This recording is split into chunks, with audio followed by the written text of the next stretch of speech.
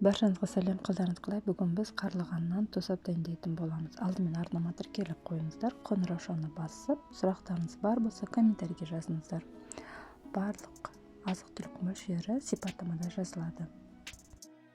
Ең алдымен біз қарлығанды тазалап, жуып, сорғытып аламыз және керек емес жерлерін алып тастаймыз.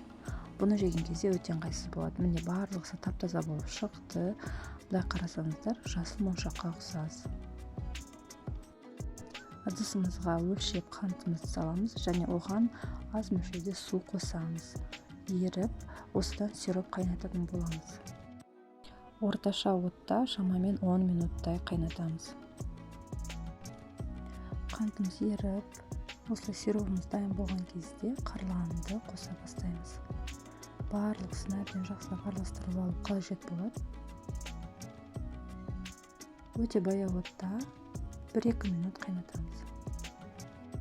Плейлист бөлімінде тосап деген видео рецепттер бар, соған кіріп басқа да рецепттерді көрсеңіздер болады.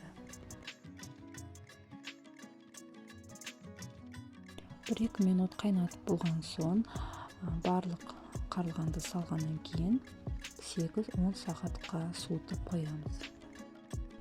Екінші күні біздің тосабымызды алып қайтадан қайнатамыз және қанттың жарты мөлшерін екінші күні қосамыз.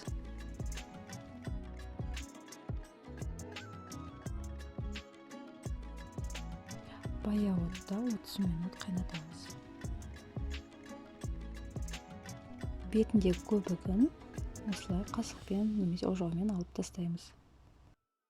Көбігін алып болған соң жарты қасық лимон қышқылын қосамыз.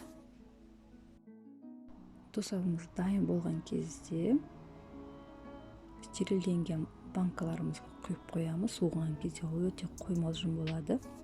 Сұйық деп қорықпаңыздар. Ыдыстың үстіне бір тамшы қойсаңыз, ол тамшы ешқайда ағып кетпесе, тосап дайын деген сөз. Таза стерилденген банкілерімізге тосабымызды құйып, қақпағын жауып, төмен қаратып, бір тәулік ұстаймыз. Егер менің видео рецептім сіздерге ұнаса, комментарий қалдырып, пікірлеріңізді жазсаңыздар болады.